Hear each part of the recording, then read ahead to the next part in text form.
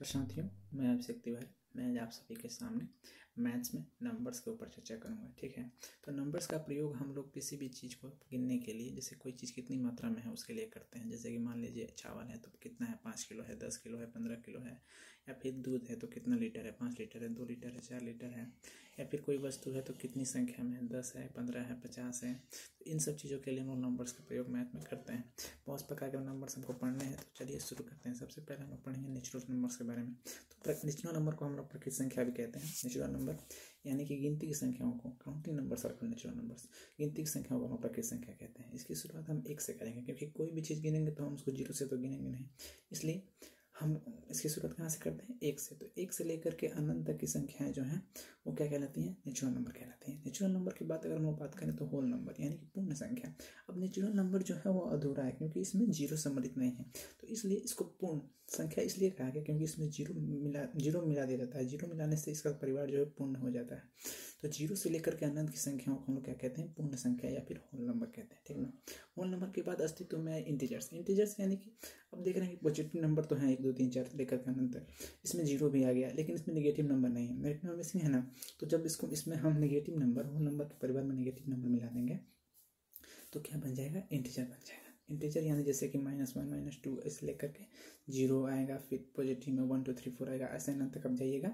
मतलब -infinity to +infinity तक की संख्याएं जो है वो क्या होंगी, इंटीजर होंगी। इंटीजर के बाद हम लोग बात कर लेंगे अगर, तो कहेंगे रेशनल नंबर। तो रेशनल नंबर जो नंबर p/q के फॉर्म में होगा, यानी कि और p और q जो है वो सहभाज्य संख्याएं होती हैं, यानी उनका एक के घनिष्ठ गुणनखंड नहीं होगा, और q जो है वो नॉट इक्वल टू 0 होगा। तो ऐसे नंबर्स क्या कहलाएंगे, रेशनल नंबर कहलाएंगे। जैसे कि 1/2 हो गया, 3/2 हो गया। 0 भी एक रेशनल नंबर, क्योंकि 0 को हम 0/1 के रूप में लिख ही सकते हैं।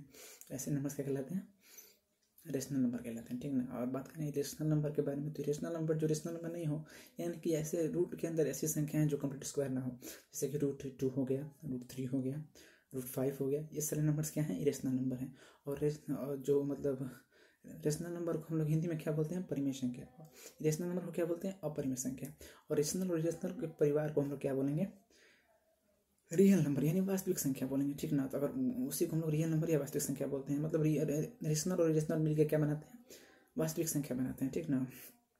और बात करें हम लोग कॉम्प्लेक्स नंबर की, यानी एक काल्पनिक संख्या, ऐसी संख्या जिसका अस्तित्व मतलब नहीं हो सकता।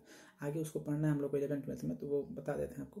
जैसे कि रूट के अंदर ऐसी संख्या हो जो माइनस में मतलब हो, ऐसे माइनस के रूट के अंदर माइनस में जो ऐसी संख्या हो जो कंप्लीट स्क्वायर ना हो, जैसे कि रूट के अंदर -5 हो जाए और रूट के अंदर -2 हो जाए। तो इसके लिए हम लोग एक चीज़ निकालते हैं कि रूट के अंदर -1 को आयोटा मान लेते हैं। ठीक ना। तो रूट के अंदर -5 को हम लोग क्या बोल सकते हैं, 5 आयोटा बोल सकते हैं। मतलब a + आयोटा b, और a क्या है, रियल पार्ट है, b इसमें इमेजिनरी पार्ट है, और आयोटा का वैल्यू √1 होता है। ये सब आपको बाद में पढ़ना है। ठीक ना। अब बात करेंगे कुछ और नंबर के, जैसे इवन नंबर होता है। तो कोई भी इवन यानी सम संख्या, कोई भी संख्या जो 2 से विभाज्य होती है उसको हम लोग इवन नंबर बोलते हैं।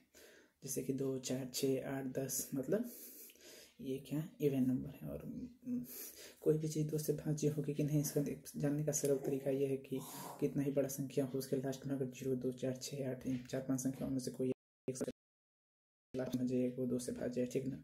तो 2 से जो भी भाज्य होते हैं उनको क्या कहते हैं, सम संख्या या फिर इवन नंबर कहते हैं। और ऑड नंबर की बात करें तो जो 2 से विभाज्य नहीं है उनको ऑड नंबर बोलेंगे, जैसे 1 3 5 7, ये सब क्या है, ऑड नंबर से। ठीक ना। और प्राइम नंबर कहेंगे कि ऐसे नंबर जो मतलब 1 से कटें या फिर अपने आप से कटें। जैसे कि 3 हो गया, तो 3 किस किस टेबल में आएगा, एक तो 1 के टेबल में आएगा, मतलब 1 के टेबल में तो सभी चीज़ आते हैं, और 1 3 के टेबल में आएगा, इसके अलावा कोई नहीं आएगा, तो ये क्या हो गया, आपका प्राइम नंबर हो गया। ठीक ना। तो बस आज इतना रहने देते हैं, और इसका बहुत बहुत धन्यवाद आप लोगों का। Thank you.